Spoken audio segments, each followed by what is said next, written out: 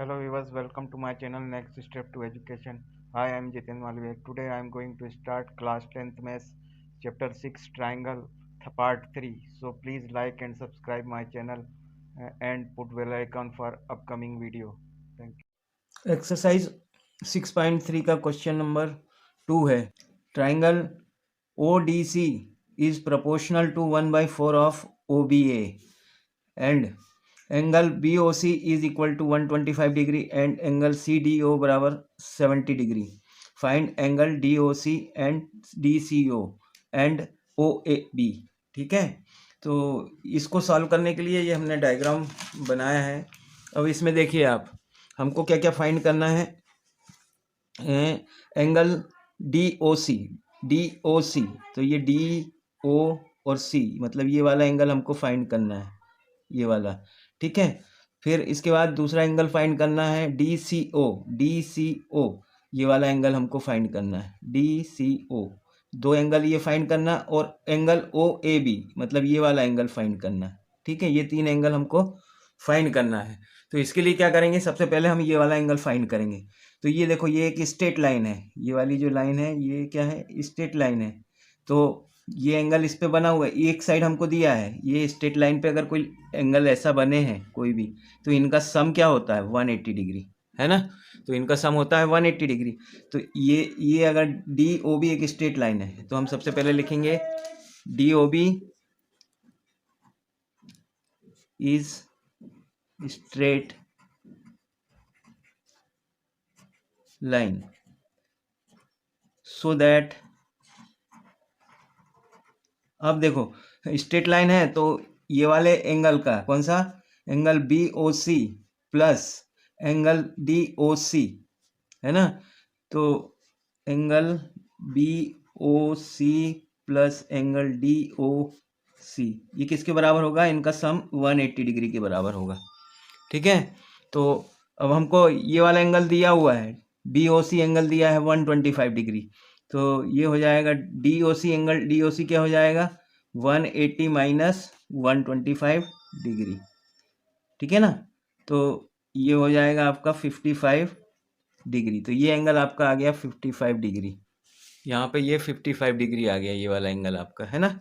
ये आपका निकल गया। अब ये देखो, ये दो एंगल हमको मालूम है इस ट्राइंगल में, ये वाले ट्राइंगल में ये दो एंगल हमको मालूम हो गए। तो तीनों ट्राइंगल के तीनों कोणों का योग क्या होता है 180 डिग्री होता है। तो अब इससे हम क्या निकाल लेंगे, ये वाला एंगल निकाल लेंगे, है ना। तो इसके लिए क्या लिखेंगे, in triangle A D O C, इन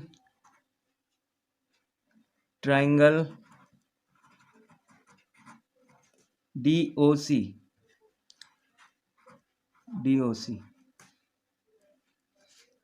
इसमें क्या हो जाएगा, ये वाला एंगल देखो, angle O plus C D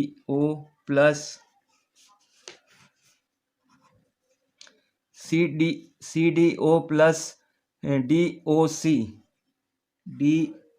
O C plus angle D सी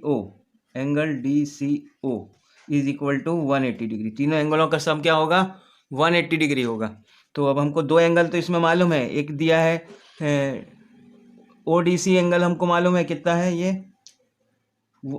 है 70 डिग्री। और ये वाला एंगल हमने अभी निकाला, ये D C O 55 degree 55 degree plus angle D C O is equal to 180।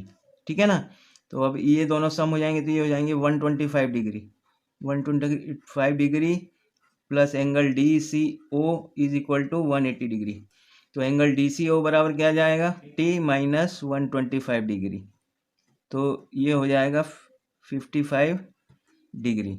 ठीक है ना, तो ये वाला एंगल भी हमने निकाल लिया, ये भी 55 है ना, ये भी 55 आ गया आपका। अब हमको ये वाला एंगल निकालना है ना। तो ये क्या है, अब ये हमको इसमें कंडीशन पहले से ही दी है कि वी नो, यहाँ पे इसको आप लिख सकते हैं कि we have given ODC, triangle ODC is proportional मतलब ये 1/4 है, तो ये इसके प्रोपोर्शनल है, तो मतलब इसका 1/4 टाइम्स है, सिमिलर है, ये वाले और ये वाला दोनों सिमिलर है। वाला जो सी एंगल है ये इसके बराबर होगा, है ना। तो by we know that ODC equal to OBA, so that angle OAB is equal to angle DCO, angle DCO। तो इसको यहाँ पे लिखेंगे बाय एंगल सिमिलरिटी। ठीक है, सिमिलरिटी आप लोगों ने सिमिलरिटी के बारे में पढ़ा है ना। क्या होता है, कोई भी ट्राइंगल सिमिलर कब होता है, जब उसके दो एंगल या तो दो एंगल समान हो, दो ट्राइंगल हैं उनके दो एंगल समान हो, या तीन एंगल समान हो, या तीनों भुजाएं समान हो, या दो भुजाएं और एक एंगल समान होता है 4 कंडीशंस में। ठीक है, तो ये क्वेश्चन आपका हो गया है ना, हमने प्रूव कर दिया, हेंस प्रूव्ड। 6.3 का क्वेश्चन नंबर 8 है, E is a point on the side AD produce a parallelogram in parallelogram ABCD and BE intersect CD on F point। तो हमको प्रूव करना है triangle ABE is similar to triangle CEB। तो ये देखिए, आप diagram में आपको बताता हूँ कि ये है लाइन AD, ये क्या है, एक पैरेलल, ये वाली लाइन जो है एक पैरेललोग्राम बना रही है, ये वाला है ना, और इस ये आगे पॉइंट पे मिल रही है, E पॉइंट पे मिल रही है। ठीक है, तो हमको ये बताना है कि ये वाला ट्राइंगल AEB और ये वाला ट्राइंगल CECFB, ये दोनों क्या है, सिमिलर है। तो उसके लिए क्या करेंगे हम, बहुत सिंपल है ये।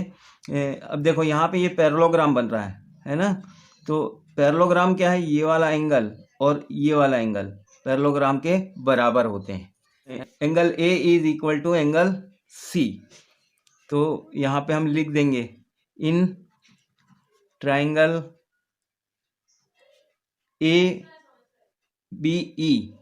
ABE and angle triangle BCF है ना, in triangle ABE and BCF में angle A is equal to angle C, angle A is equal to angle C। तो ये क्या है, बाय पैरेललोग्राम प्रॉपर्टी, है ना। पैरेललोग्राम के क्या है, आमने सामने के एंगल बराबर होते हैं, ये वाला एंगल इसके बराबर होगा, ये वाला इसका, ये इसके बराबर होता है। अब ये देखिए, एंगल E, ये वाला एंगल, और एंगल C, एंगल B, ये भी बराबर होंगे। क्यों, angle E is equal to angle B।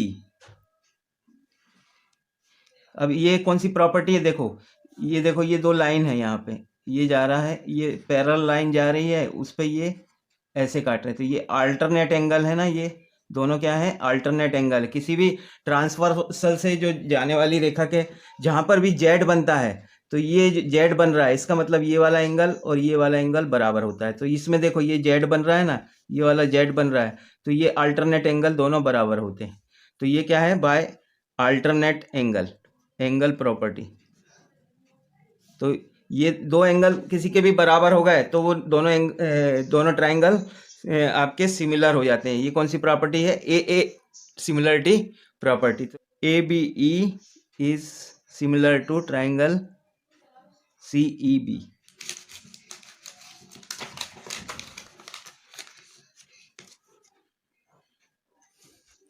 Hence proved।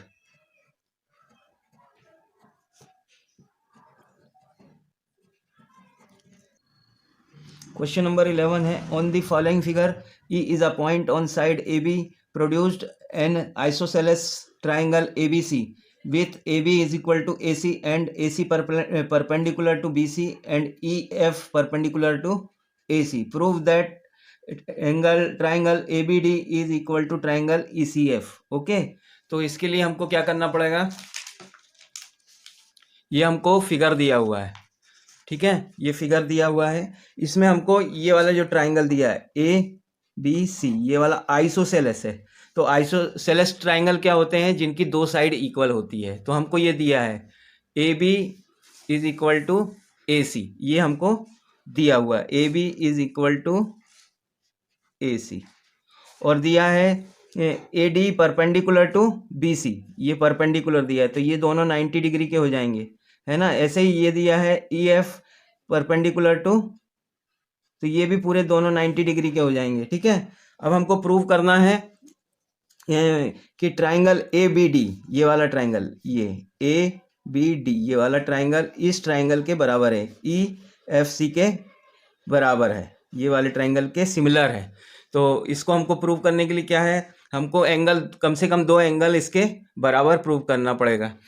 ये देखो, अब ये आइसोसेलेस ट्राइंगल है, तो आइसोसेलेस ट्राइंगल में अगर ये 2 साइड बराबर है तो इनके आमने सामने के एंगल भी ये दोनों बराबर होंगे। तो ये वाला एंगल और ये वाला एंगल ये दोनों बराबर होंगे। तो इसके लिए हम क्या लिखेंगे, in triangle A B D and triangle E C F, इसमें हमको angle C is equal to angle A B C, angle A B D is equal to angle ये वाले C, ये वाला एंगल इसके बराबर है, तो E C F angle E C F के बराबर है ना। ये वाला एंगल देखो, ये कौन सा है, ये दोनों एंगल बराबर हैं, तो ए बी डी ये वाला बी एंगल और ये वाला सी एंगल दोनों बराबर हैं, तो इसको हमने ऐसे लिखा ई सी एफ, ये दोनों बराबर हैं, तो ये एक एंगल तो बराबर प्रूव हो गया। अब दूसरा angle A D B, A D B is equal to angle E F सी,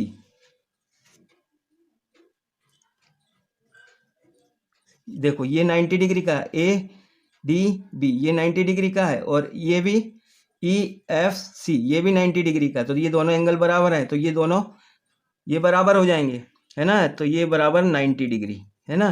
तो अब ये 2 एंगल हमारे बराबर प्रूव हो गए, तो बाय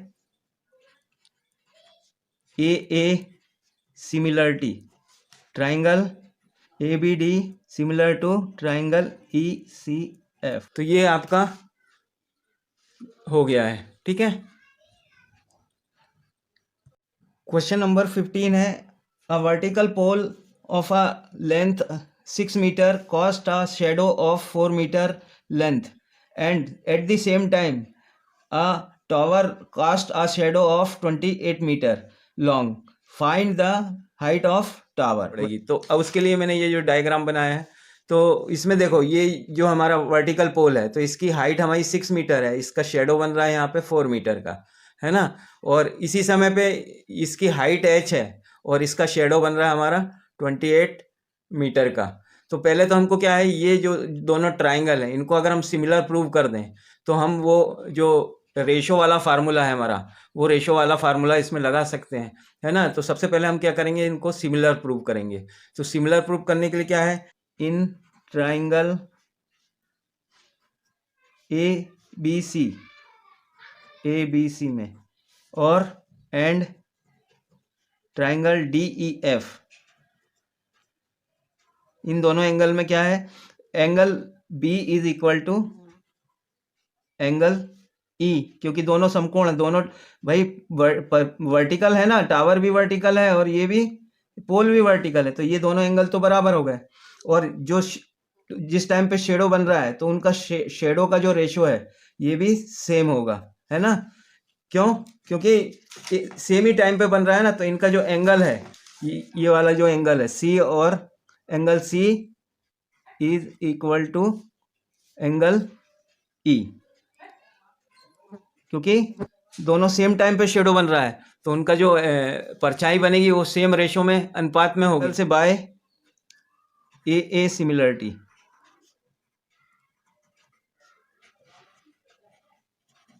ठीक क्या हो जाएगा, ये दोनों ट्राइंगल क्या हो जाएंगे, similar, A B C is similar to triangle D E F.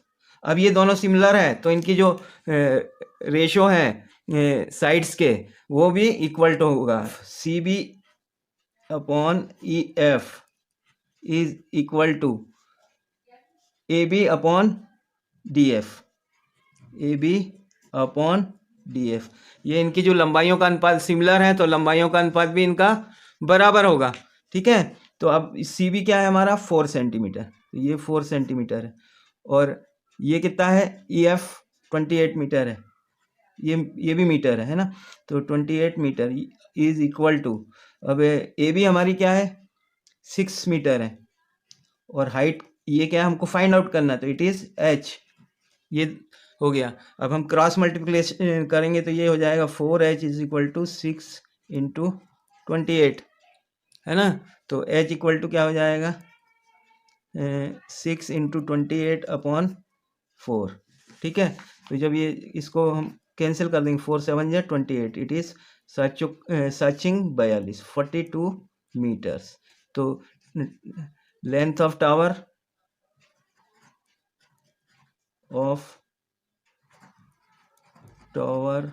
Is 42 metre, यही हमको प्रूव करना था, ठीक है। तो ये वीडियो आपको कैसा लगा, please comment me and like and subscribe my channel. Thank you, bye.